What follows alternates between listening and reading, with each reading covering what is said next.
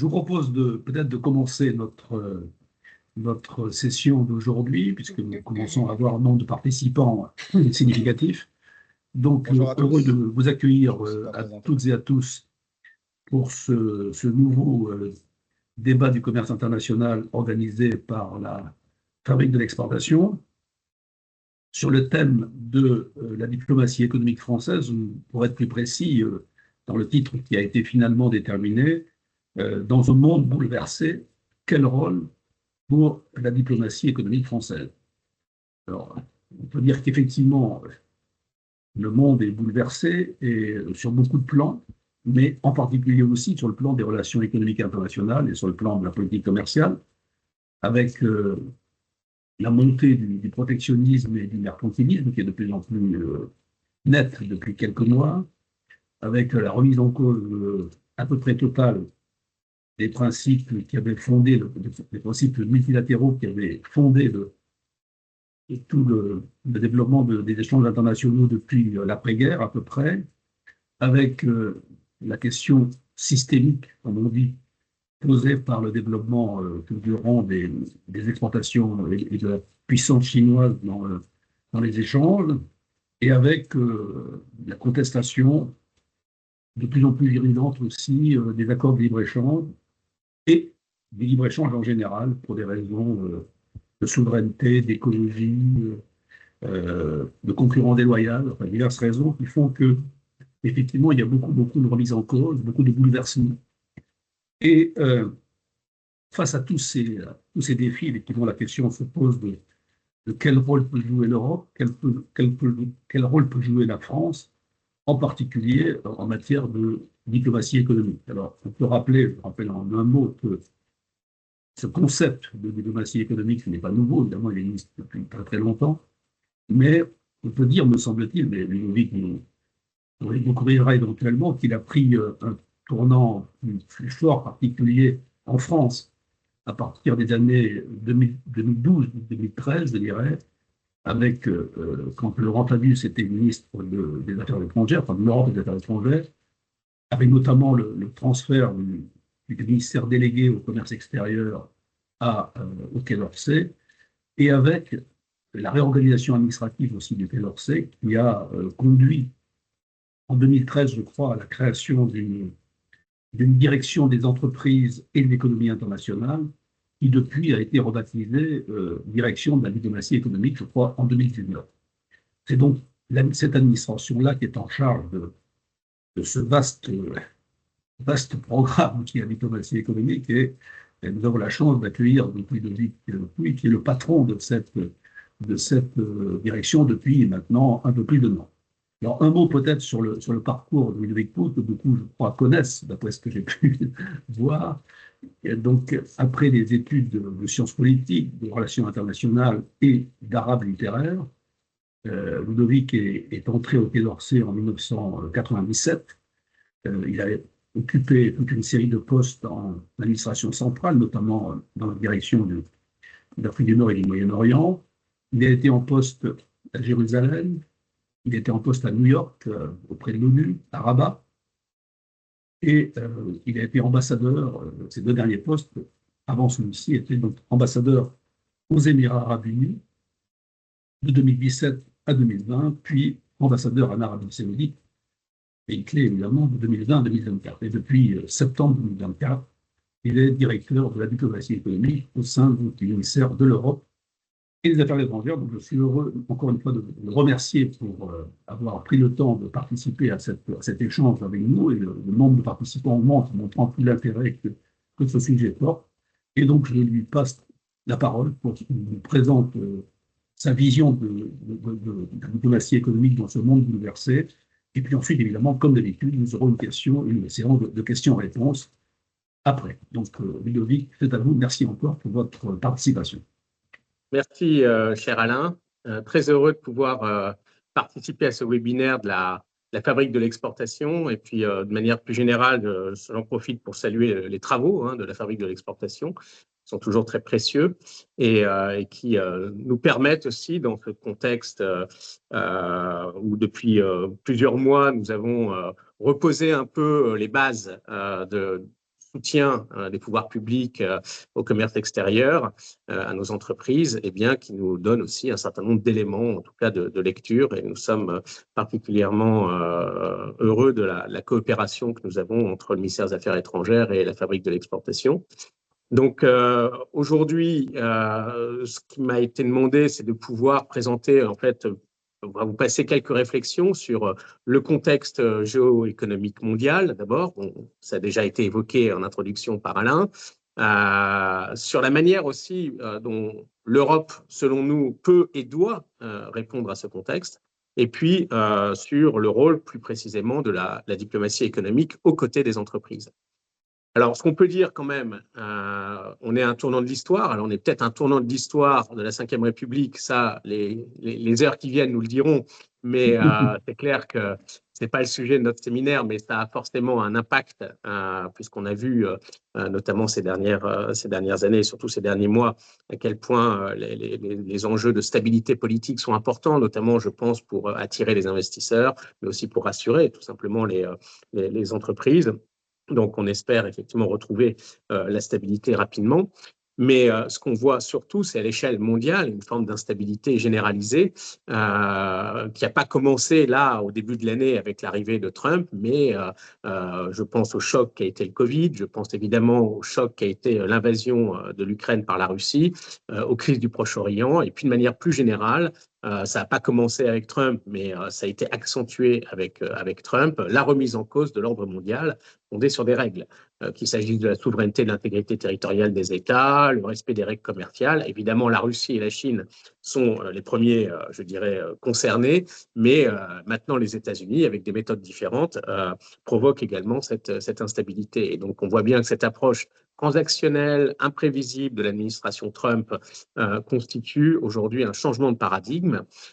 Et nous sommes, nous, Européens, en fait, confrontés depuis le 20 janvier, ébranlés, je dirais, depuis le 20 janvier, dans nos certitudes les mieux ancrées. D'abord, la certitude de la sécurité, la menace existentielle qui a été décrite par le président de la République dans son adresse aux Français il y a quelques mois, eh bien, elle est illustrée par les 40% de PIB consacrés par la Russie à son effort de guerre.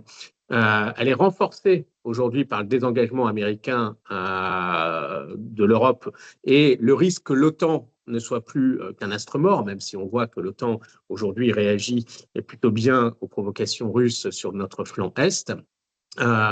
Mais on voit bien qu'il y a un sujet sur la sécurité. Deuxième certitude ébranlée, c'est celle de la solidité et du caractère, je dirais, irréversible de nos démocraties.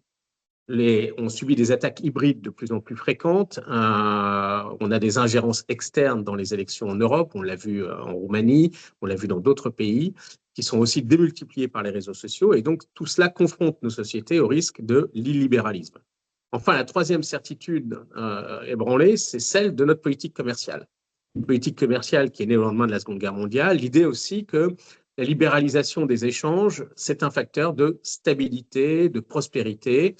Eh bien, cette certitude-là, elle est menacée par des adversaires systémiques, bien sûr la Chine, mais aussi par notre allié, les États-Unis, qui ont ouvert des guerres commerciales contre finalement leurs principaux partenaires, dont l'Europe. Et donc, on peut dire que Trump a, d'une certaine manière, porté un coup fatal au système commercial international. Et on peut se demander si l'OMC n'est pas aujourd'hui un corps mort.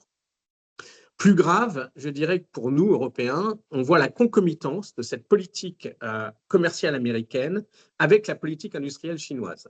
Ça génère un double risque pour l'Europe. Un, le risque de subir évidemment les effets d'une guerre commerciale qui n'est pas la nôtre, mais aussi avec le risque de siphon des capacités industrielles et des investissements européens, notamment dans les technologies critiques, dans un contexte d'accélération de la désindustrialisation chez nous.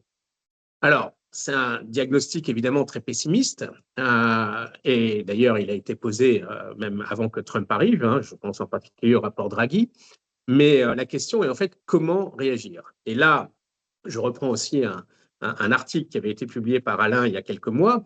Notre conviction, c'est que si Trump est un défi, c'est aussi une opportunité pour l'Europe.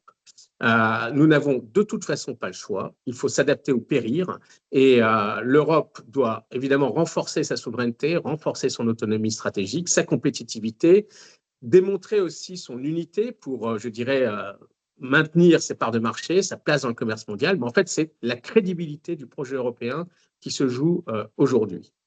Alors, ce rapport Draghi, il avait mis en évidence le décrochage de l'UE, notamment vis-à-vis de la Chine, vis-à-vis des États-Unis. Et donc, ça démontrait la nécessité pour l'Europe de devenir à la fois plus productive, plus souveraine, d'investir massivement dans des domaines clés pour notre avenir. C'est la double transition verte et numérique. La résilience aussi, c'est-à-dire la réduction des dépendances stratégiques et évidemment l'innovation dans les secteurs clés comme l'IA, le quantique, mais aussi l'espace, les biotech.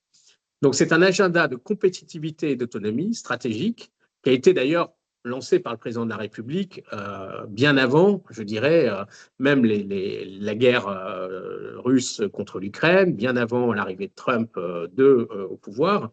Et nous pensons aujourd'hui qu'il faut accélérer. Accélérer, ça veut dire qu'il faut d'abord approfondir le fameux agenda de Versailles dans un contexte de guerre à nos portes, voire sur notre sol, puisque maintenant on voit les drones qui survolent nos aéroports et nos bases militaires.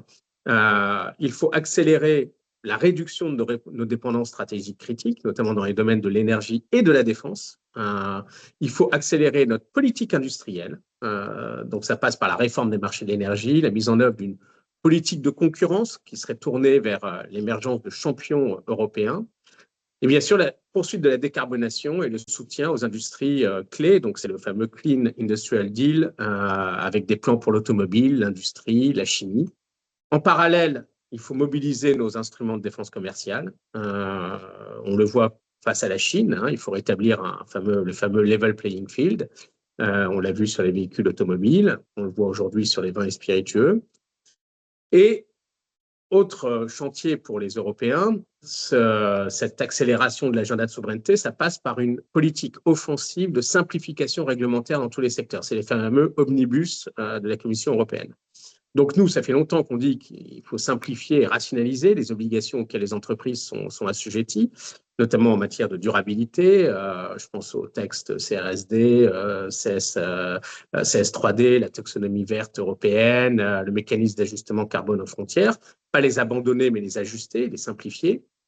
Et enfin, et ça c'est le gros chantier à mon avis des années à venir, c'est mobiliser les fonds publics et privés européens au service de l'investissement en Europe. Donc, c'est l'ambition de l'Union de l'épargne et de l'investissement pour répondre là aussi au constat du rapport Draghi, c'est-à-dire qu'il y a une très faible mobilisation de l'épargne européenne au service de l'investissement et il y a des placements privilégiés hors de l'Union européenne, en particulier aux États-Unis. Donc, comment traduire ces efforts par des mesures concrètes? Alors, je pense que d'abord, il faut assumer un certain nombre de choix. En matière de compétitivité, rappelez que le marché unique, quand même, c'est 440 millions de consommateurs, 23 millions d'entreprises, 15% du PIB mondial, et c'est le premier horizon de nos exportateurs. C'est-à-dire qu'il faut rappeler que 60% du commerce de l'UE en marchandises est réalisé entre États membres de l'Union européenne. 70% des exportations de nos PME françaises s'effectuent dans le marché intérieur. Pourtant, ce qu'on constate, c'est qu'il y a un inachèvement de l'intégration, il y a des barrières non tarifaires qui existent partout et qui nous font renoncer, c'est des estimations qu'on partage avec Bercy, à environ 10% de notre PIB potentiel. Donc c'est énorme. Les barrières qui subsistent au sein du marché intérieur équivalent à des droits de douane de 44% sur les biens et 110% sur les services. Et ça, c'est des données FMI. C'est énorme. Donc, la priorité, c'est la levée de ces barrières. Il vaut évidemment mieux financer notre économie et donc mobiliser la fameuse épargne européenne dont je parlais. Alors, il y a aussi un effort à faire du côté des entreprises. Donc, nous souhaitons évidemment voir les entreprises encore davantage capitalisées sur le marché intérieur européen, qui doit être considéré, même s'il y a des différences de culture, et le rapport récent, les fabriques de l'exportation, est très intéressant sur les approches culturelles différentes d'un pays à l'autre, mais il faut quand même le considérer comme un marché intérieur. En tout cas, c'est ce que nous souhaitons, un marché domestique. Et on incite les entreprises à voir l'Europe non seulement comme une source de croissance, mais aussi de stabilité et de résilience dans cette économie mondiale en fragmentation. Alors, on le fait à titre bilatéral, bien sûr, il y a le travail qu'on fait à Bruxelles, mais aussi à titre bilatéral, parce qu'on renforce nos partenariats stratégiques avec les partenaires européens. Je pense en particulier au traité de Nancy avec la Pologne, le 9 mai dernier. Je pense aussi, par exemple, à un partenariat pour l'innovation avec la Suède, qu'on avait fait en 2024, pacte pour l'innovation et la croissance durable avec les Pays-Bas en 2023. Et donc, nous allons poursuivre ce travail politique et diplomatique de renforcement des partenariats bilatéraux avec nos grands partenaires européens. Ce que nous avons intérêt à faire aussi, c'est rapprocher davantage les industries au niveau européen, à l'instar de ce qui a été réalisé dans les domaines de la défense, par exemple, avec les hauts et les bas, dans le domaine du spatial ou même de l'aéronautique. Airbus est quand même le symbole du champion européen. Alors, pour tout ça, il faut que l'Europe soit plus prévisible. C'est ce qui est demandé par le secteur privé pour fonder des décisions d'investissement, injecter de la stabilité. C'est aussi ce qui a inspiré, ou en tout cas motivé l'accord de Turnberry, qui avait été annoncé en juillet dernier par la Commission avec les États-Unis, décliné dans la déclaration d'intention le 21 août. On mesure bien tous le degré d'asymétrie, d'imperfection, et on a lu et entendu toutes les critiques sur cet accord, mais il permet d'injecter au minimum pour les entreprises un peu de certitude et de solidité dans la relation transatlantique qui reste de toute façon une relation indispensable pour l'Europe et pour nos entreprises. De fait, nous, notre conviction, c'est que cette situation va pénaliser d'abord et avant tout les consommateurs et les entreprises américaines. Alors, on doit évidemment rester très vigilant sur les conditions de mise en œuvre de cet accord au regard de son éventuelle remise en cause. Je pense notamment aux déclarations de Trump récentes sur le numérique. Donc ça, il va falloir qu'on continue à travailler avec la Commission, à faire part de nos lignes rouges et évidemment à espérer, en tout cas c'est le travail que l'on mène, que les vins et spiritueux, je pense en particulier à cette filière très impactée, eh bien, sera exemptée prochainement des droits de douane. L'Europe doit aussi réduire ses dépendances stratégiques et diversifier ses partenariats. Ça, c'est un impératif aujourd'hui dans le monde si on veut échapper à l'étau sino-américain. Bien sûr, le faire dans le respect de nos intérêts à la fois offensifs et défensifs, à travers le fameux level playing field. Il ne s'agit pas d'ouvrir les bras à n'importe qui, mais un des objectifs précisément de la diplomatie économique, c'est de continuer à diversifier ce partenariat et accompagner les entreprises dans des zones de croissance. Donc, je vais vous en citer quelques-unes qui nous ont beaucoup occupés ces derniers mois, par simplement l'agenda politique, en fait, des visites dans les deux sens que nous avons eu à organiser. Donc, bien sûr, l'ASEAN, donc c'est une zone absolument centrale pour nos ambitions en Asie-Pacifique. C'est un marché de 700 millions d'habitants. On attend 5% de croissance en 2025. Ça totalise à parité avec les États-Unis 8% des exportations mondiales. Et on a besoin évidemment de relations fortes avec ces pays. C'est tout le sens des visites qui ont été effectuées au plus haut niveau. Je pense en particulier à l'établissement d'un partenariat stratégique global entre la France et le Vietnam en 2024. Je pense aussi à la tournée du président en Asie du Sud-Est au printemps et la signature de ce partenariat stratégique global avec Singapour, mais aussi du renforcement de notre relation avec l'Indonésie. Et nous soutenons, je dirais, les négociations en cours de l'Union européenne pour des accords de libre-échange avec un certain nombre de pays de la zone. Je pense à la Malaisie et à l'Indonésie en particulier. La relation, alors, se densifie également dans un autre continent, c'est l'Amérique du Sud, avec des partenaires comme le Brésil, l'Argentine, le Chili, qui ont été au cœur aussi de notre agenda politique ces derniers mois. Bien sûr, parmi les BRICS, je pense à l'Inde. Vous avez vu la densité de la relation politique avec l'Inde et le président de la République aura l'occasion de se rendre à nouveau en Inde début 2026 pour le sommet de l'IA qui sera le match retour du sommet de l'IA à Paris. On a décidé aussi de renforcer la relation avec l'Asie centrale, le Kazakhstan au premier chef, mais aussi le Turkménistan, l'Ouzbékistan, et avec le Moyen-Orient. Vous avez rappelé mon parcours, donc effectivement, j'ai passé ces dernières années pas mal de temps dans le Golfe, et je peux vous dire qu'il y a là des partenariats stratégiques extrêmement importants qui ont été noués avec les Émirats arabes unis et l'Arabie saoudite, qui ont été confortés par, je pense, pour l'Arabie saoudite, la visite d'État du président à la fin de l'année dernière. Et là, il y a effectivement un énorme potentiel pour nos entreprises. Juste un mot sur l'Afrique, parce que je sais qu'il y a beaucoup de questionnements côté des entreprises sur le continent africain. Nous considérons que ça reste un continent à fort potentiel, alors où les affaires ne sont pas toujours faciles, mais où on a un réseau diplomatique qui est là aussi pour accompagner. Le renforcement des liens économiques et commerciaux de ces dernières années est quand même l'illustration que l'agenda transformationnel qui a été mis en place par le président de la République après son discours à Ouagadougou en 2017, fonctionne. Donc, on parle beaucoup dans la presse des bad stories, mais il y a aussi des success stories qu'il faut mentionner. Et ce sera tout le sens du sommet Afrique-France qui se déroulera au Kenya, à Nairobi, le 12 mai prochain, et qui sera un moment extrêmement important pour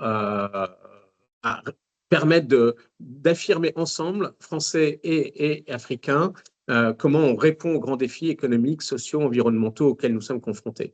Et donc, c'est vraiment l'économie, je vous le signale, sera au cœur de ce sommet Afrique-France à Nairobi. En plus, sur une géographie qui n'est pas une géographie naturelle pour nous, hein, un pays anglophone qui ne fait pas partie de l'ancien précaré, mais qui aussi illustre et qui viendra aussi couronner quelque part les efforts du président et du gouvernement pour aller travailler justement sur toute cette Afrique de l'Est, Afrique australe, Afrique non francophone. Le président ira également en Angola, donc dans un pays lusophone. Et donc, on a ce travail qui sera, je l'espère, couronné, en tout cas, lors du sommet Afrique-France.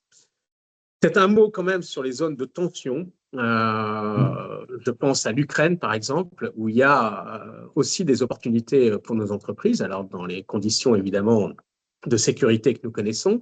Mais nous pensons que les entreprises qui aujourd'hui contribuent à la résilience de l'Ukraine, dans les domaines clés, hein, comme l'énergie, les infrastructures, la santé, etc., seront bien placées pour participer demain au chantier immense de la reconstruction. On incite aussi nos entreprises à se positionner sur, je pense, des pays comme le Liban, par exemple, l'Irak, la Syrie. On a eu, il y a quelques jours, la première délégation du MEDEF en Syrie, qui s'est très bien passée. Et on voit que nos concurrents, d'ailleurs, sur tous ces pays sont présents. Hein, et donc, il y a je dirais, un atout politique qui est très clair, puisque le président syrien a été reçu en premier par la France au printemps dernier, et on a cette relation historique avec le Liban et la Syrie. Et donc, il faut qu'on puisse aujourd'hui profiter, je dirais, de cet avantage politique pour que nos entreprises se positionnent sur ces marchés de reconstruction qui sont très importants. Et évidemment, il faut le faire en lien avec nous, avec nos ambassades, en lien avec le centre de crise et de soutien qui est là aussi pour accompagner les entreprises, les conseiller sur les conditions de travail ou d'implantation dans ces pays qui restent compliqués. Alors, juste dans ce dialogue avec tous nos partenaires, et en particulier nos partenaires du Sud, nous réaffirmons systématiquement notre attachement à la défense du multilatéralisme. Pour nous, c'est la condition pour une solidarité avec les économies du Sud. C'est notre approche, c'est celle que nous avons adoptée pour le sommet de l'IA, pour l'initiative du partenariat pour la prospérité, les peuples et la planète. Donc, c'est cette approche partenariale et ce sera l'une des priorités de la présidence française du G7 qui commencera le 1er janvier 2026, de maintenir un pont entre le G7 et les pays émergents, dont certains BRICS, les PMA, pour faire face ensemble aux enjeux globaux. Un des sujets, ce sera aussi comment on associe la Chine aux enjeux du G7.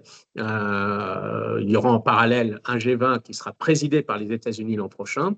Et donc, voilà, l'objectif, c'est en gros que la prophétie autoréalisatrice de M. Poutine ne se réalise pas, c'est-à-dire the West versus the rest.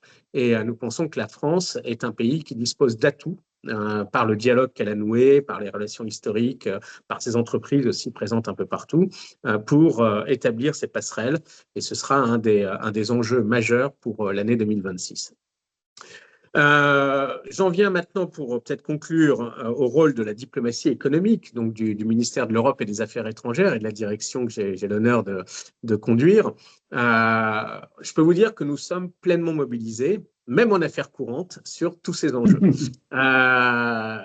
On l'est sur les enjeux de sécurité économique, sur les enjeux de renforcement de nos filières stratégiques, sur la diversification de nos partenariats, sur évidemment la défense de notre politique commerciale en lien avec nos amis de Bercy, le renforcement de l'attractivité de la France, qui est un élément essentiel aussi. On a vu les succès des sommets de Choose France ces dernières années.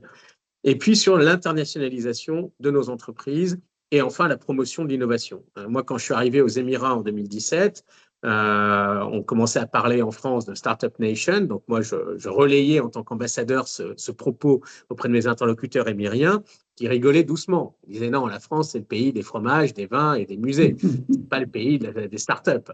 Et puis, à force d'amener à la fois des startups aux Émirats, mais aussi d'envoyer mes amis émiriens à Station F, par exemple, ou dans des incubateurs de start-up en France, eh bien, ce message a été compris et on est reconnu aujourd'hui comme un pays d'innovation. Et je pense que c'est un atout absolument majeur qu'il faut préserver.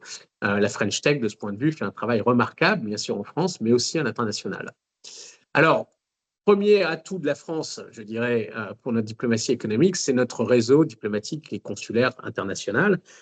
C'est l'un des plus étendus au monde. Hein. On est encore le 3e réseau à l'international, après les États-Unis et la Chine, avec 163 ambassades, 92 consulats généraux. Et c'est un relais naturel pour les entreprises de nos territoires qui souhaitent exporter. La mission, évidemment, de nos ambassades, c'est au-delà du dialogue qu'elles peuvent établir avec les entreprises, c'est d'abord de dialoguer avec les autorités locales pour à la fois comprendre les évolutions politiques, renforcer évidemment le dialogue, les coopérations bilatérales, mais aussi prévenir parfois des évolutions qui peuvent être défavorables pour nos entreprises. Ou à l'inverse, anticiper des opportunités, des marchés, des secteurs d'avenir sur lesquels nos entreprises peuvent se positionner. Donc, ce travail, il est fait quotidiennement. Alain l'a rappelé, c'est vrai qu'on a toujours fait, d'une certaine manière, des diplomaties économiques, mais c'est vraiment en 2012-2013, lorsque Laurent Fabius a vraiment renforcé le rôle du ministère des Affaires étrangères et donné une feuille de route de diplomatie économique à chaque ambassadrice et chaque ambassadeur, qu'aujourd'hui, je dirais, le réflexe, il est vraiment dans l'ADN des chefs de poste. Et donc, et d'ailleurs, moi, je suis là aussi pour m'assurer que ça fonctionne, en coordonnateur, je dirais, de ce réseau. Et je n'hésite pas à dire aux entreprises, si dans telle ou telle géographie, dans tel ou tel pays, vous avez des difficultés à contacter l'ambassadeur ou ses équipes, signalez-le nous, parce que nous, on fait le go-between et on met du liant, évidemment, dans les relations. La bonne nouvelle, c'est que depuis un an, je n'ai pas eu beaucoup d'entreprises qui se sont plaints de l'attitude des ambassadeurs ou des diplomates qu'elles rencontraient sur le terrain.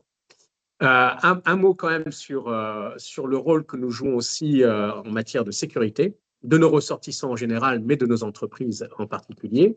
On alerte évidemment sur l'évolution des conditions de sécurité dans tel ou tel pays. Donc, on a le centre de crise et de soutien, on a la fiche conseil aux voyageurs qui est aujourd'hui un des sites gouvernementaux les plus suivis en France et qui est aussi suivi par les assureurs qui ajustent leurs tarifs en fonction des couleurs des cartes que nous ajustons nous-mêmes sur notre site de conseil aux voyageurs. Je vous signale qu'au sein des ambassades, on a aussi des comités de sécurité qui se réunissent régulièrement avec donc les missions de défense, attachés de sécurité intérieure, les élus consulaires, mais aussi les responsables sécurité des groupes français qui sont présents dans les pays. Et les entreprises sont des capteurs de terrain essentiels parce que, je pense à des pays où on peut avoir des entreprises minières, par exemple, qui sont dans des géographies éloignées de la capitale. C'est très utile d'avoir ce contact permanent avec les collègues qui sont dans ces entreprises. Alors, nos postes diplomatiques et consulaires, ils ont aussi pour mission d'assurer la coordination. C'est un peu les chefs d'orchestre de la fameuse Team France Export. Donc, cette fameuse équipe France qu'on s'efforce systématiquement de renforcer. Hein. On l'a fait avec la stratégie de Roubaix en 2018, avec le plan Osons l'export en 2023. C'était un des enjeux aussi du Conseil présidentiel du commerce extérieur qui se tiendra, je l'espère, dans les prochaines semaines. On verra ce que l'agenda politique dictera. Mais voilà, un des enjeux, c'est de faire de l'ambassadeur vraiment un chef d'orchestre incontesté qui s'assure aussi de la cohérence à la fois des délégations, des missions, des événements qui sont organisés par les différents acteurs de l'équipe France. C'est essentiel. Moi, je l'ai vécu en tant qu'ambassadeur. Lorsque on est ambassadeur à Riyad, on a l'ambition, parce que c'est dans ma feuille de route, de renforcer la relation dans le domaine de la santé, par exemple, avec les autorités saoudiennes, et qu'on voit arriver en l'espace de 2 mois 3 délégations différentes d'entreprises dans le domaine de la santé pilotées par 3 acteurs différents.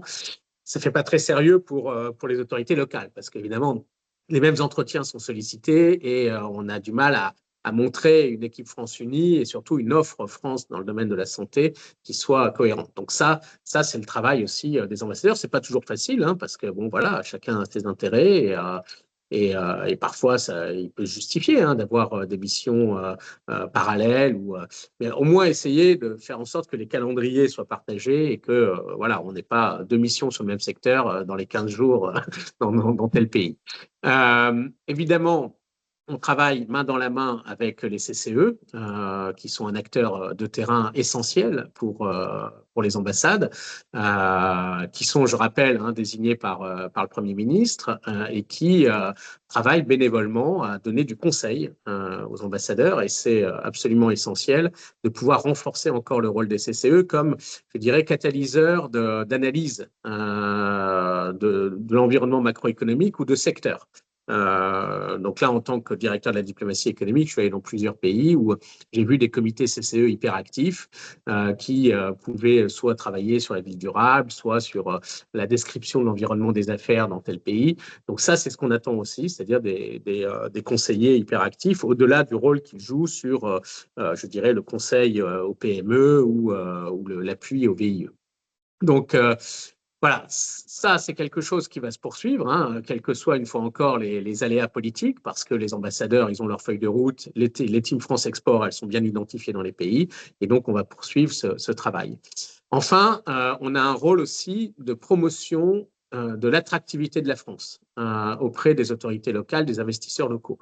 Ça, c'est essentiel parce que les ambassadeurs sont les mieux placés pour détecter, je dirais, et accompagner les investisseurs étrangers voilà, qui ne connaissent pas forcément notre pays, qui peuvent avoir des a priori ou des clichés sur la France. Et donc, la première étape, je dirais, d'un investissement en France, c'est que l'investisseur en question, il aille voir l'ambassadeur ou l'ambassadeur va le voir et on a un échange avec l'appui de Business France, évidemment, avec l'appui de la BPI pour montrer les atouts de la France. Et puis ça finit souvent par des beaux succès à Choose France avec voilà, des annonces qui étaient quand même, je trouve, dans la dernière édition en 2025, assez spectaculaires et assez, pas inattendues, mais enfin bon, on craignait quand même l'effet de la dissolution à l'époque et puis de l'instabilité gouvernementale sur l'attractivité de la France. On reste pour la 6e année consécutive la première terre d'accueil des investissements étrangers en Europe.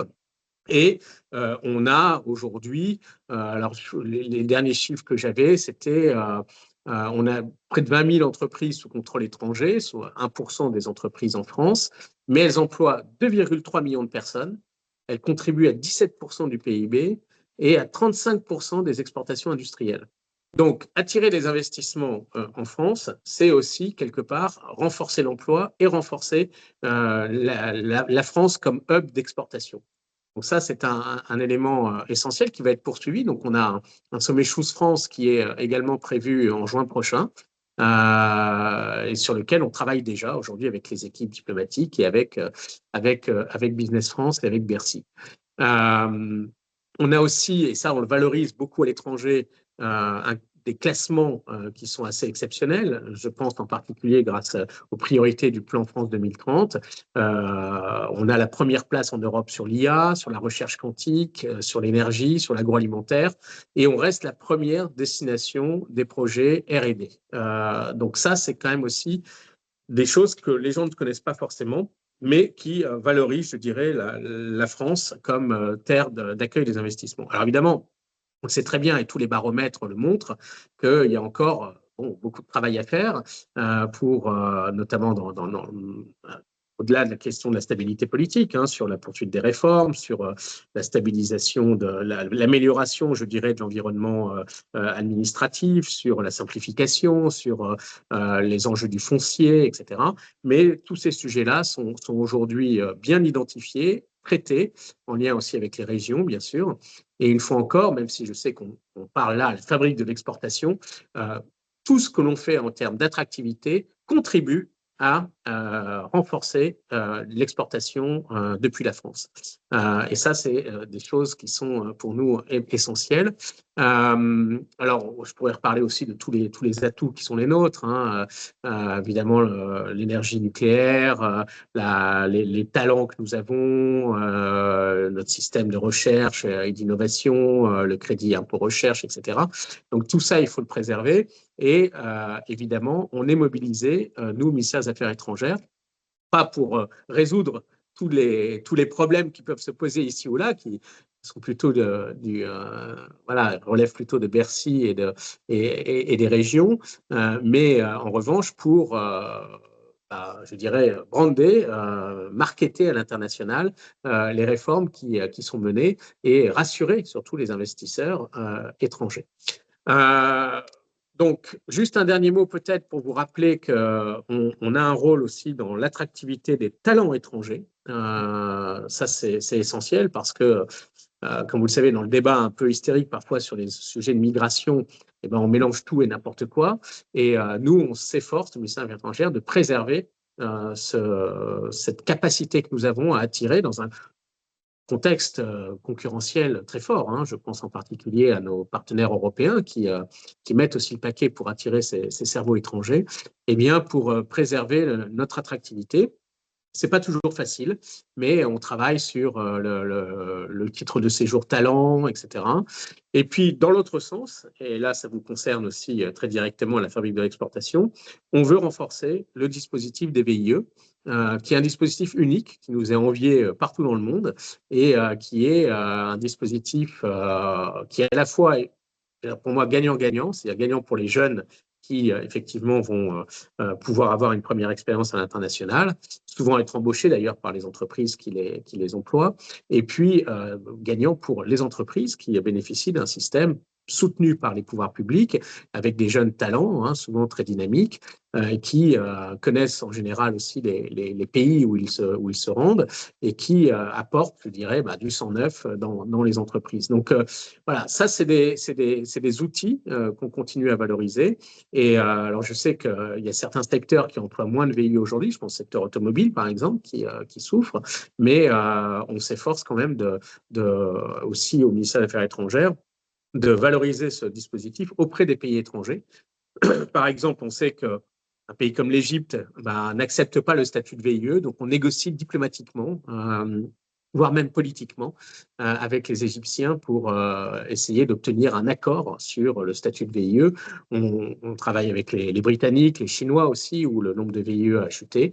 Et on espère évidemment qu'aujourd'hui, on a plus de 12 000 VIE dans le monde. On espère que ce chiffre pourra continuer à croître.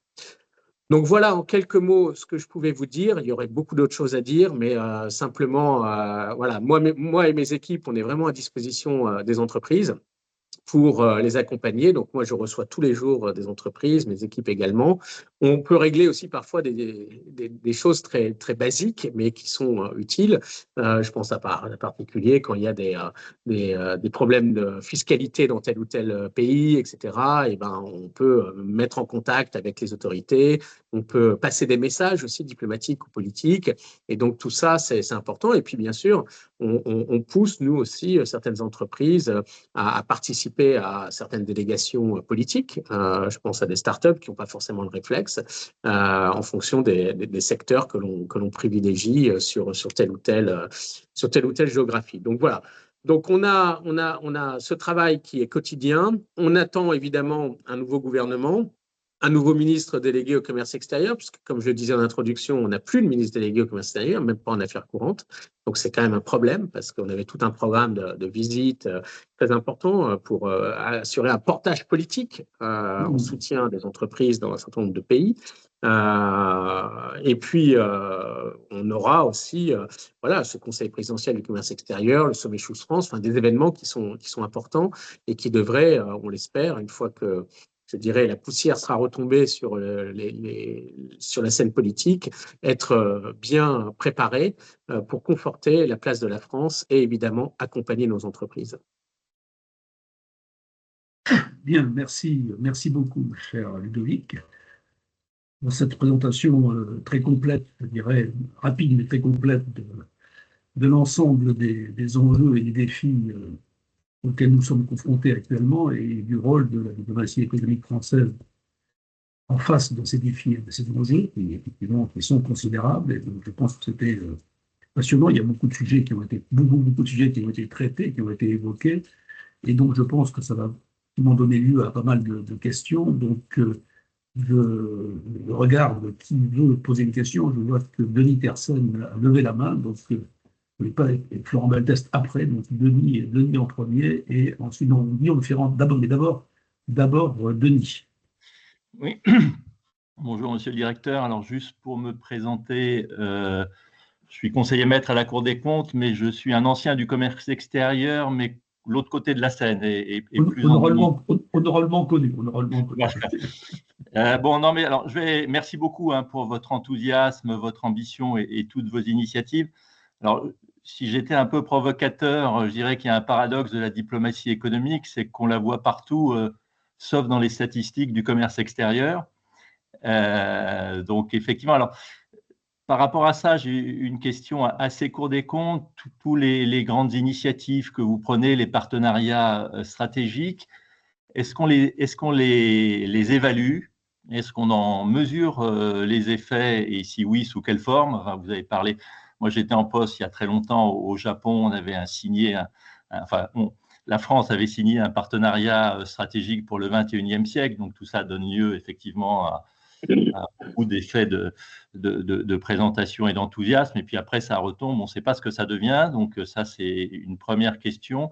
Alors ma deuxième question, là plus micro, si je puis dire, sur l'effet de la diplomatie économique. Alors je me suis plongé dans le rapport d'analyse de performance de la mission Action extérieure de la France, et alors je vois qu'il y a deux indicateurs en matière de commerce extérieur, c'est le nombre de contrats signés sur le nombre de visites d'entreprises reçues par les postes diplomatiques. Et puis on a un deuxième, c'est le nombre de changements favorables aux intérêts français obtenus suite à une démarche de l'ambassade.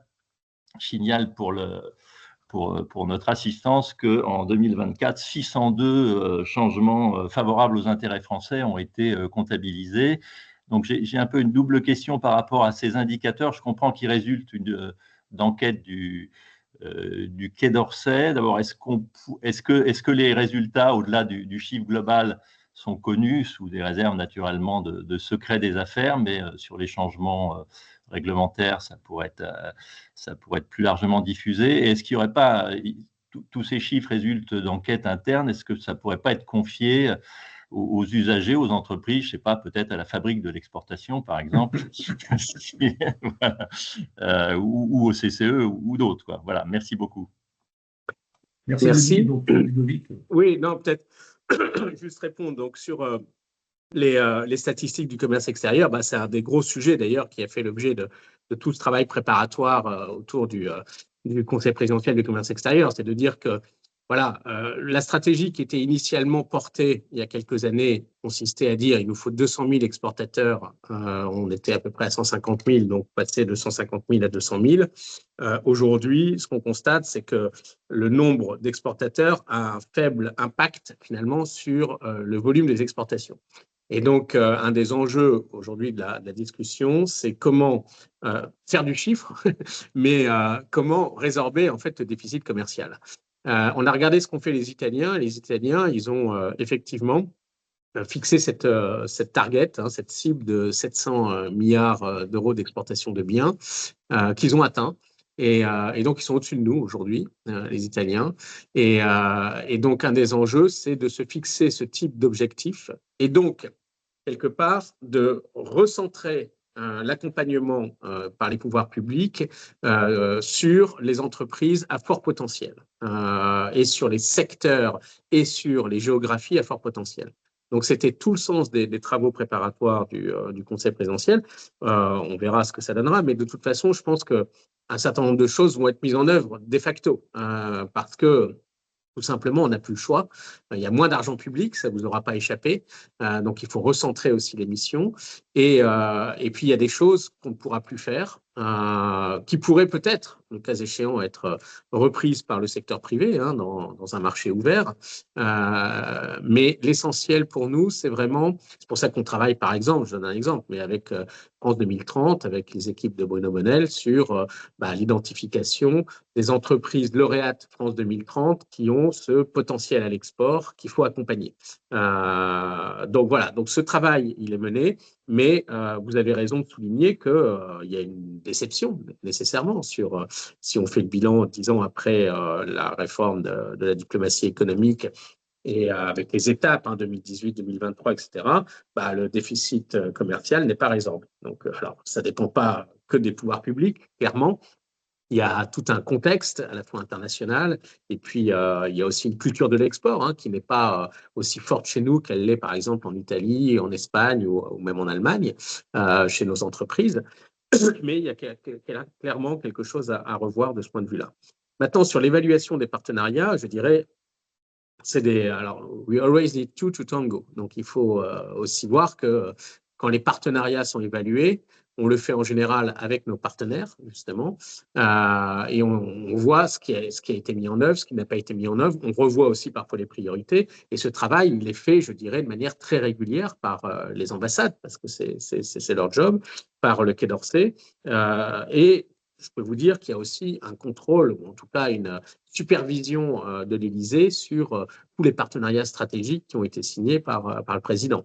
Alors, est-ce qu'il faudrait en faire plus et quelque part communiquer davantage sur l'évaluation de nos partenariats? Bon, peut-être, c'est une idée qu'on peut soumettre. Est-ce qu'il faudrait confier cette évaluation à des institutions indépendantes? Très franchement, je pense qu'on n'a pas les moyens de faire ça parce que là, actuellement, c'est effectivement un travail qu'on fait entre nous, mais avec des règles extrêmement précises et surtout qu'on fait avec nos partenaires. Alors, ça nous est arrivé, en tout cas, d'avoir des partenaires qui, eux, évaluent avec des cabinets de consulting nos partenariats. Moi, j'ai vu, par exemple, en Arabie Saoudite, le ministre de l'Investissement, Khaled El Faller, qui faisait appel à un cabinet de conseil pour évaluer ce qui avait été fait et le potentiel de la relation avec la France.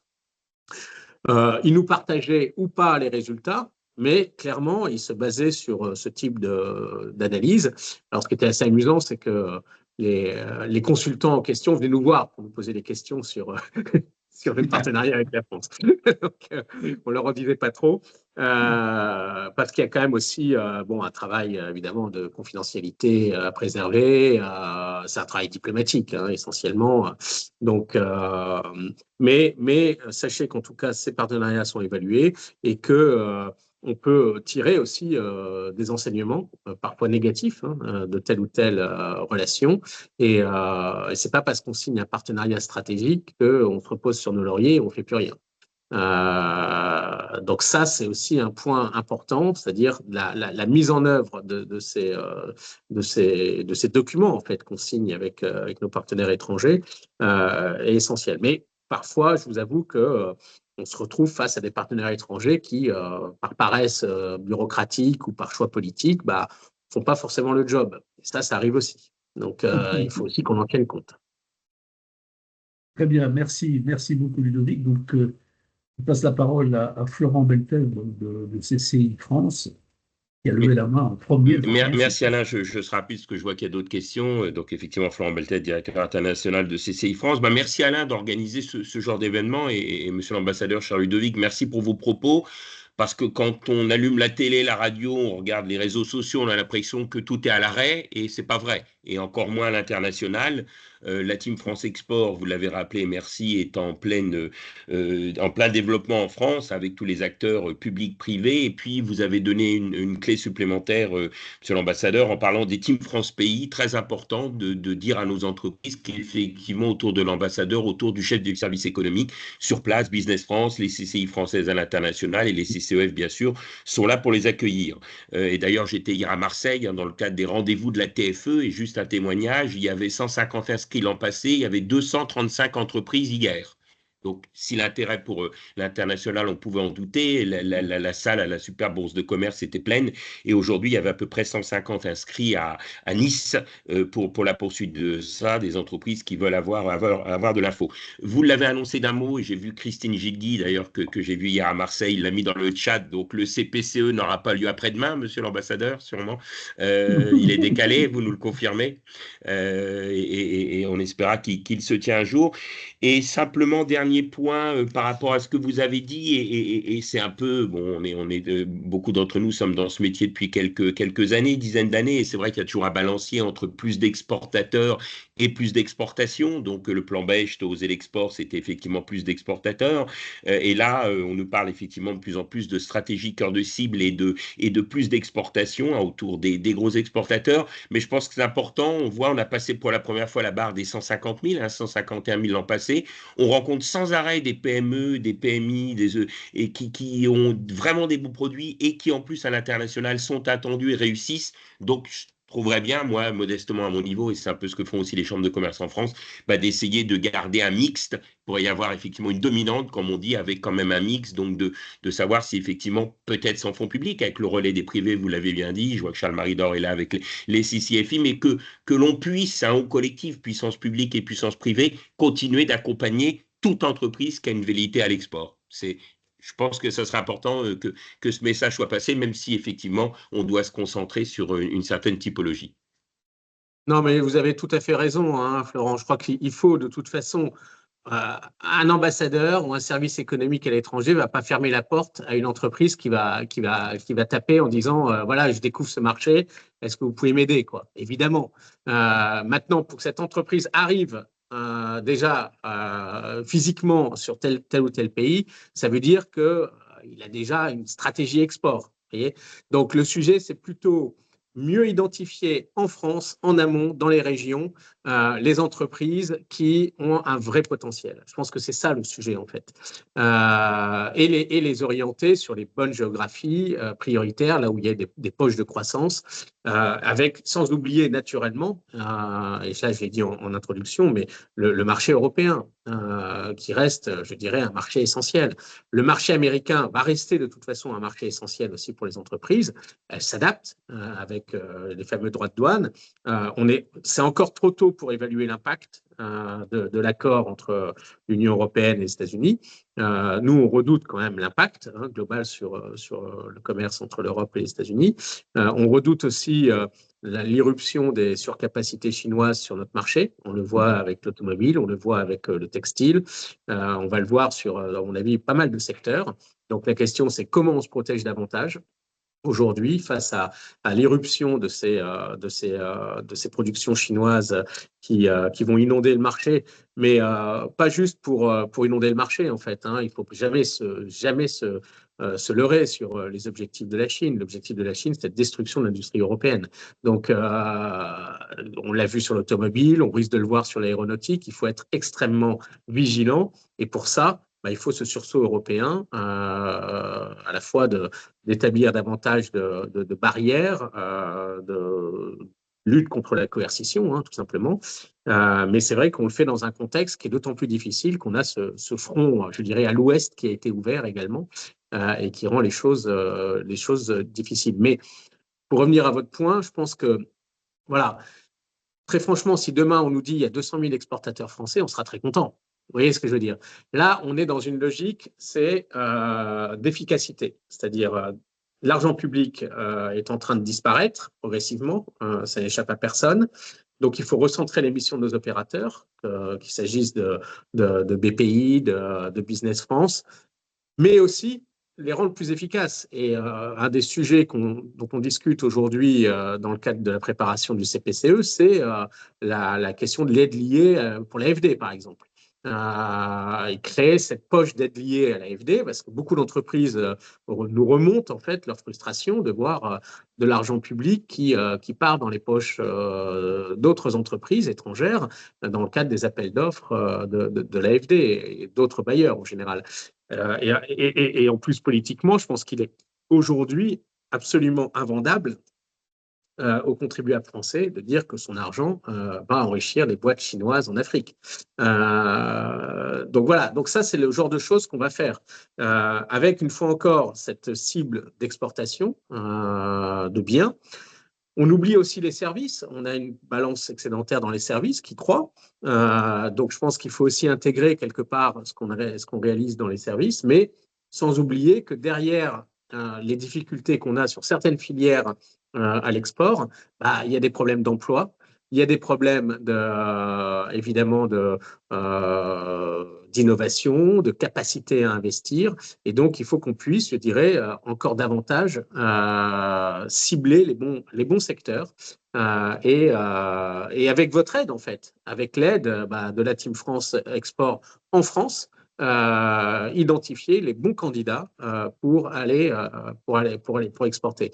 C'est pas encore totalement confirmé, mais moi j'ai beaucoup plaidé depuis 1 an pour qu'on remette dans le cadre de la conférence des ambassadeurs le speed dating, un ambassadeur, un entrepreneur. Donc, j'espère que ça va être confirmé. En tout cas, sur le principe, tout le monde est d'accord. Et qu'on pourra, donc, en janvier, avoir cette séquence qui était appréciée, je pense, des entreprises.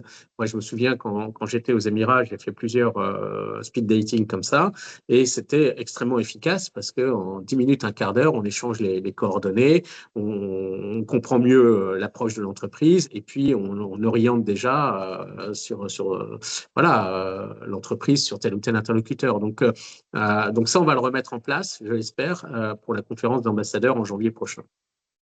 Merci. Très bien, merci beaucoup. Je passe la parole à Guillaume Ferrand donc, de l'ESCE, donc l'École supérieure du commerce extérieur, qui a levé la main depuis quelques temps déjà. Guillaume, c'est à toi. Oui, mais merci beaucoup Alain. Bonjour Monsieur Pouille, merci de cette présentation. Bonjour à tous.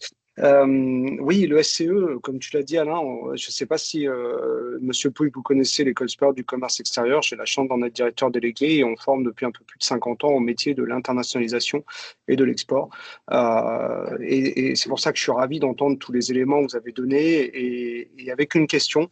Quelle est la place de la formation dans la diplomatie économique aujourd'hui? Est-ce que, sous-entendu, il y a des choses que nous, on peut faire, acteurs de l'enseignement supérieur, pour participer à ça? J'imagine que oui.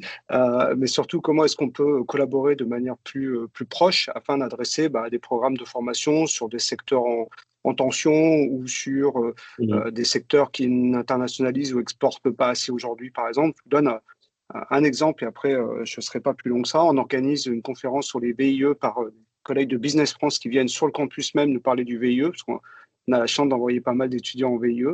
Et également, depuis 2 ans, on a vraiment monté des programmes de pointe sur gestion des risques et conformité, ou encore géopolitique pour le commerce international et l'internationalisation.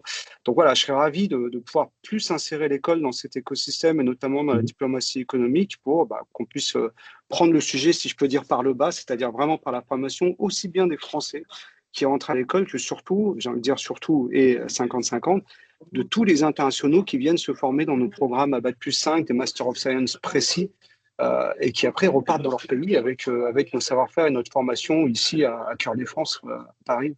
Voilà, je ne sais pas si ma question elle est vague, donc je ne sais pas si elle est... Non, mais écoutez, d'abord, je suis ravi que vous soyez là présent pour le webinaire. Et alors, je connais le SCE, mais je ne vous ai pas rencontré encore.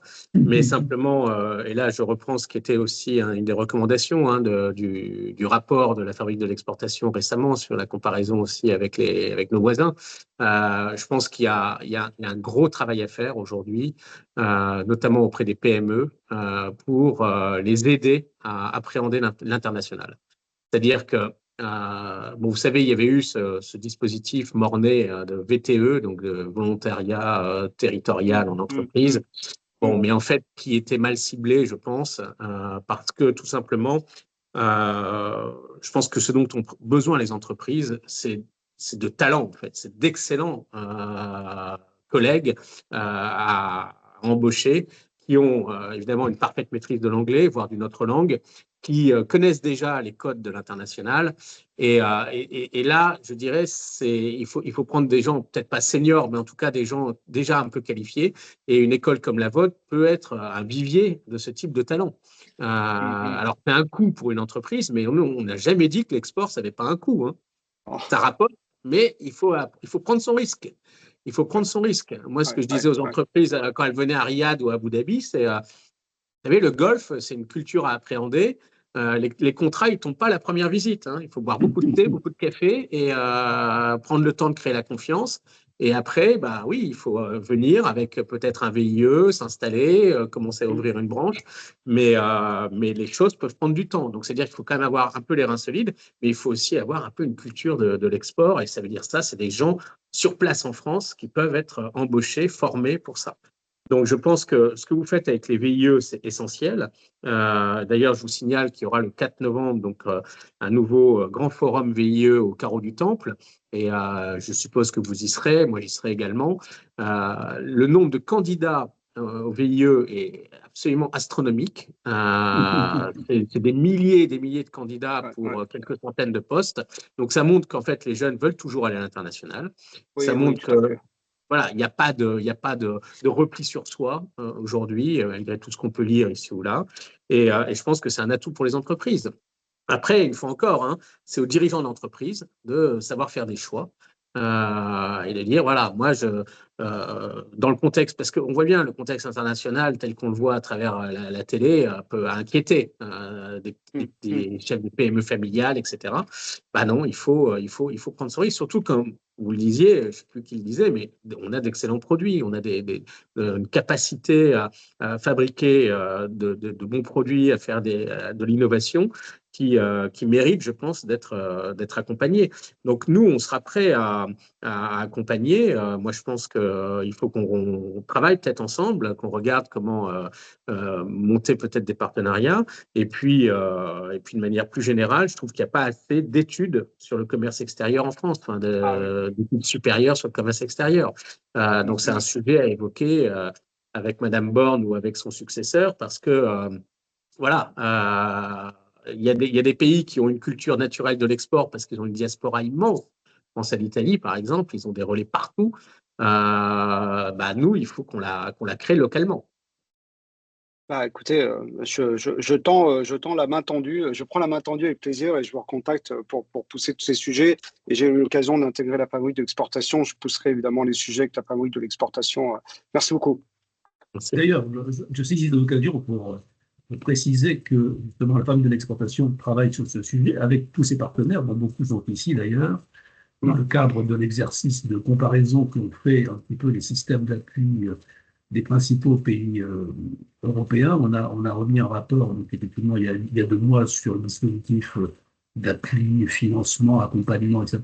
Et donc, on va d'ailleurs, j'espère qu'on aura l'occasion de discuter des conclusions de ce rapport avec vous et avec tous les responsables de ce sujet. Ça a été remis tout récemment. Et là, on a des séances à partir de demain matin, du même groupe très large, sur justement l'aspect formation, l'aspect RH en général, qu'on a peu traité dans la première partie du rapport et qu'on va traiter maintenant. Donc, voilà, je saisis simplement cette occasion pour le mentionner. Je passe la parole pour une question à Stéphane Boulet et puis ensuite à Sarah. Stéphane. Oui, merci Alain. Monsieur le directeur, ne pensez-vous pas quand même qu'on a trop tendance en France à regarder le prisme de l'international que sous l'angle export? Nous, à la fabrique de l'exportation, on réfléchit d'ailleurs à faire évoluer notre nom parce qu'on pense qu'il faut l'export, enfin il faut parler internationalisation. Et dans un précédent travail qu'on avait fait sur une vision à 360 degrés des échanges extérieurs de la France, on s'aperçoit qu'en fait, on est très implanté. Notre modèle, peut-être parce qu'il y a plus de grands groupes, je ne sais pas, que dans d'autres pays, mais en fait, on s'est beaucoup développé aussi par l'implantation. Et ça, c'est important. Ça rapporte aussi des revenus dans notre balance des paiements. Donc, est-ce que vous pensez pas qu'on pourrait... la mesure de notre empreinte à l'international, elle se fait aussi par les implantations. Et vous avez été ambassadeur, vous voyez que à un moment donné, c'est important en Arabie Saoudite, dans les Émirats, la présence. Ça, c'est ma première question. Est-ce qu'on ne voit pas trop ça par le prisme uniquement de l'export? Alors, nous, on a plus de filiales à l'étranger que les Allemands, plus que les Espagnols, plus que les Italiens, qui sont plutôt d'ailleurs des commerçants, plutôt que des investisseurs. Et deuxième question, on a un autre atout que l'on ne prend en compte souvent que pour des raisons politiques, mais on a des Français à l'étranger. On parle de diaspora italienne, mais on est aussi une diaspora. Alors, on a des Français, puis on a surtout des entrepreneurs français à l'étranger. Certains nouveaux et certains depuis plusieurs générations. Ça, en termes de diplomatie économique, je pense que c'est important. Et c'est encore comment dire, un volume de personnes, entrepreneurs qu'on utilise peut-être pas suffisamment. Alors moi, avec les CCE, je suis sur les sujets de labels, sur les EFE, etc. Mais est-ce que vous ne pensez pas que c'est un atout qu'on pourrait encore plus exploiter? Alors, sur ces deux points, vous avez raison. Je pense que les investissements français à l'étranger sont impressionnants. Hein. Je voyais les derniers chiffres là, sur l'Arabie Saoudite. On a plus que multiplié par 2 en quelques années, hein, les investissements français sur le sol saoudien.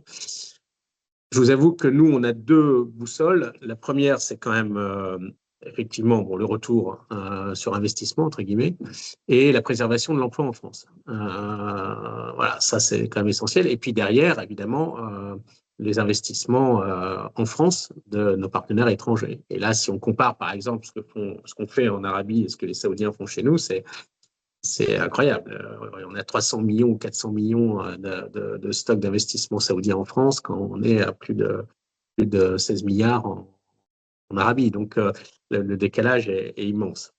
Donc, je pense qu'il faut toujours avoir... Après, nous, les investissements français à l'étranger, on les filtre aussi, hein, parce qu'il y a des investissements qu'on souhaite pouvoir préserver en France sur des sujets évidemment critiques ou des domaines sensibles, mais on les encourage aussi dans des logiques partenariales. Donc, il y a, voilà, enfin, moi, le nombre de signatures d'accords d'investissement auxquels j'ai pu assister en tant qu'ambassadeur dans les pays du Golfe, c'est colossal. Et on se réjouit à chaque fois parce que, une fois encore, ça renforce le partenariat entre nos pays. Et puis surtout, il y a beaucoup d'entreprises qui n'ont plus le choix. Il faut produire localement pour avoir un contrat. Donc ça, on regarde aussi. On regarde évidemment avec nos amis du Trésor parce que derrière, il y a toutes les problématiques de garantie, d'assurance export, etc. Et puis d'accompagnement financier de ces investissements. Et là encore, la part française, par exemple, est toujours un point absolument essentiel que nous regardons. Donc, il faut savoir faire la part des choses. On n'est absolument pas opposé aux investissements des entreprises françaises à l'étranger. De toute façon, même si on l'était, on ne pourrait pas les empêcher. Et donc, en revanche, on regarde quand même la sensibilité politique. On regarde le retour de l'investissement sur l'économie française. Et puis, parfois, le contexte. Une entreprise qui viendrait nous dire aujourd'hui, dans un secteur non touché par les sanctions, on voudrait faire un investissement en Russie. Bon, clairement, on bloquerait. Vous n'avez pas échappé non plus qu'au début de l'ère Trump 2, le président de la République avait voulu décourager les entreprises françaises d'investir aux États-Unis. Pas parce qu'on ne veut pas qu'elles investissent aux États-Unis, mais parce que le contexte faisait qu'il nous fallait quelques billes dans la négociation avec Trump au début de son mandat. Et donc, voilà, les milliards annoncés par certaines entreprises tombaient assez mal, je dirais, dans le rapport de force qu'on souhaitait mettre en place. Maintenant, on comprend très bien que, voilà, pour vendre aux États-Unis, il va falloir produire aux États-Unis aussi. Ça, c'est quelque chose que l'on entend. Sur le deuxième point, sur les EFE, moi, je suis bien placé pour pour connaître le sujet, parce qu'en fait, à la fois dans les chambres de commerce, tant à Dubaï, à Abu Dhabi, à Riyad, que dans le comité des CCE, j'avais beaucoup d'EFE en fait. Et de fait, les EFE sont sont des acteurs absolument essentiels au sein de la communauté française dans beaucoup de pays. Maintenant, l'idée que l'accompagnement, y compris financier, des pouvoirs publics en direction des entreprises puisse se diriger vers les EFE, ça, je pense que c'est un peu une ligne rouge, y compris pour nos contribuables, en fait. Donc il faut trouver le bon je dirais, équilibre. Et Laurent Saint-Martin, qui avait donné son imprimatur à la création du label EFE, voilà, je pense avait trouvé le bon, voilà, la bonne balance, c'est-à-dire qu'on soutient, ils font partie quelque part de l'équipe France, mais en même temps, on ne peut pas leur accorder, je dirais, les mêmes privilèges que les entreprises françaises qui vont à l'export. Après, très franchement, j'en ai vu beaucoup dans les communautés French Tech. Et ce sont des gens qui sont aussi des passerelles, quelque part, entre les écosystèmes. C'est-à-dire, j'ai vu beaucoup d'entreprises, de start-up technologiques françaises se créer à l'étranger, mais qui gardent des liens avec la France, voire parfois même s'installent en France après avoir été créées à l'étranger. Et ça, c'est des choses qu'on ne peut qu'encourager, en fait. Merci beaucoup. Sarah Tempoudoyer, qui est aussi membre du bureau de la fabrique d'exploitation et avocate spécialisée en business international, on posait une question. Sarah, c'est à toi. Sarah, il faut mettre le son. C'est le numéro du micro. Voilà. Excusez-moi. Merci Alain, merci monsieur le directeur. Alors j'espère ne pas être trop hors sujet, mais c'est intéressant, là vous me fournissez une transition quand vous parlez effectivement du retour sur investissement aussi de l'international en France, ce qui est quand même souhaité.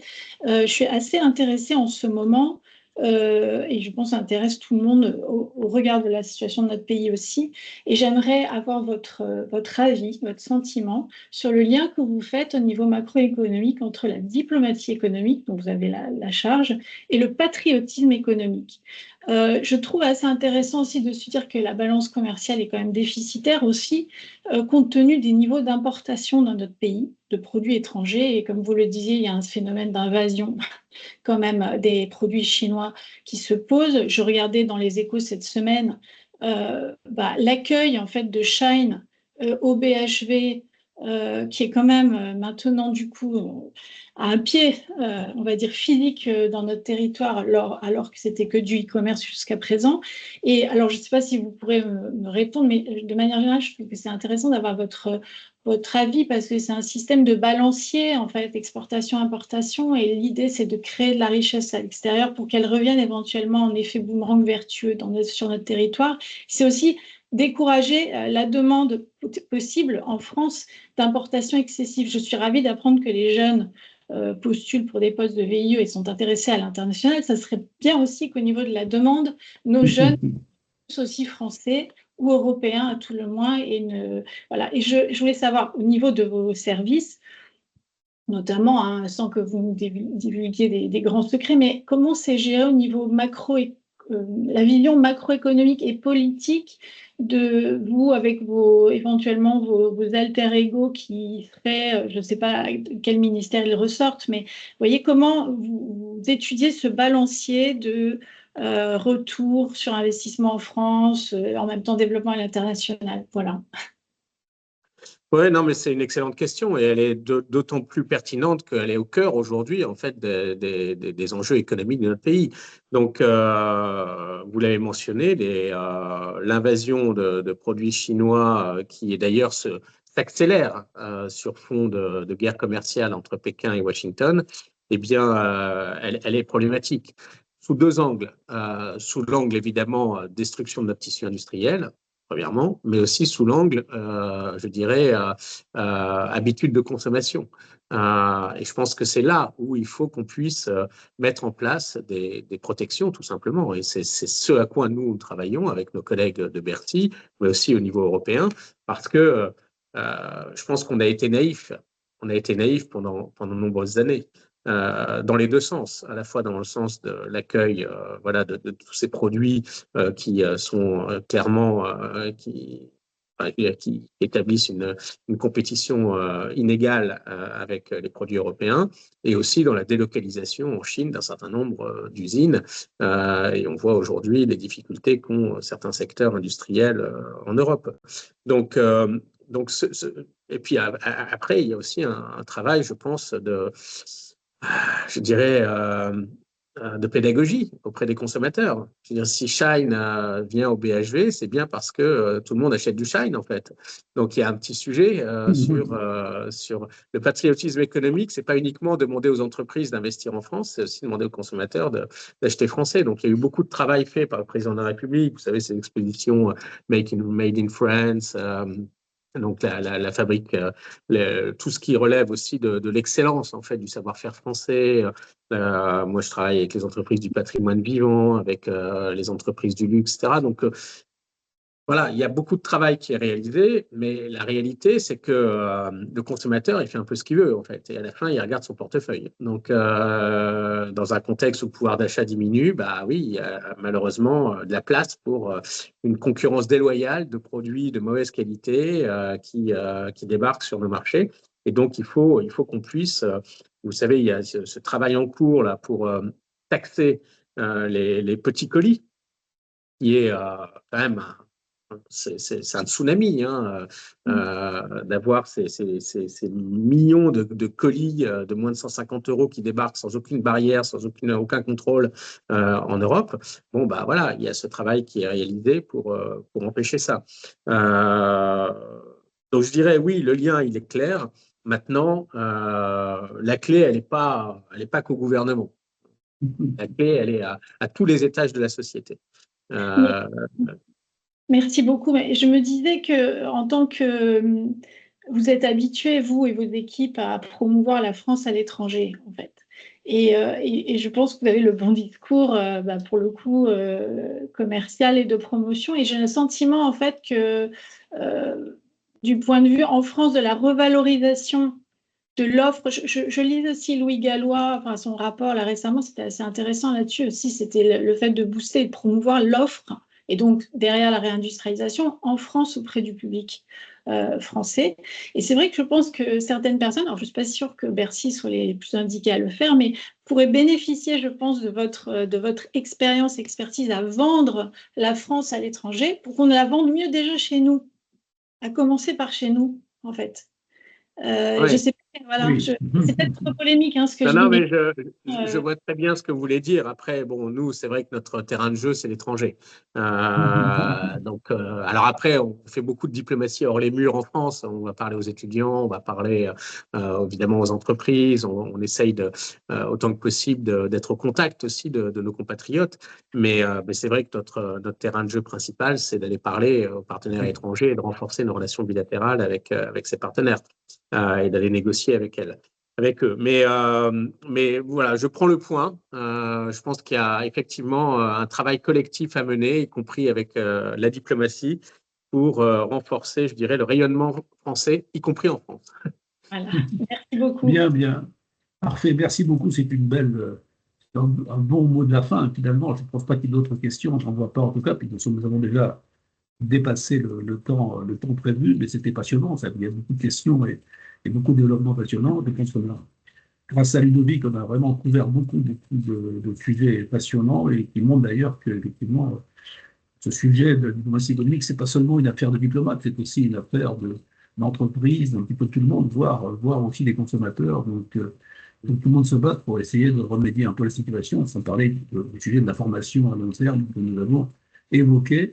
Donc, c'était passionnant. Merci beaucoup. Je saisis cette occasion quand même pour signaler à tous les participants qui ont été nombreux, parce que nous étions près de 50 au pic de la conférence, que nous avons un événement exceptionnel le 20 octobre, cette fois-ci en présentiel, comme on dit dans le français d'aujourd'hui, à Paris, avec Pascal Lamy, donc l'ancien directeur général de l'OMC et commissaire européen au commerce, qui viendra partager avec nous sa vision de l'avenir du commerce international, sur le thème commerce échange extérieur, stop ou encore. Donc, c'est un vrai sujet. Donc, ce sera, et comme le nombre de places est limité, je engage tous ceux qui sont intéressés à s'inscrire le plus vite possible. Voilà. Merci encore, Merci, Alain. cher Ludovic. Ce que je peux suggérer peut-être, Alain, c'est si les participants sont intéressés, que vous puissiez partager mon email et puis moi, je suis à disposition pour poursuivre les échanges. On le fera volontiers, c'est très aimable. Merci beaucoup, Ludovic. Merci encore. C'était vraiment, je crois, très intéressant. Je vois d'ailleurs tous les messages qui confirment ça. Donc, merci beaucoup. Bonne continuation de journée à tous et rendez-vous le 20 octobre à 18h autour de Pascal Lamy. Voilà. Merci. Merci. À bientôt. Merci. À bientôt. Au revoir.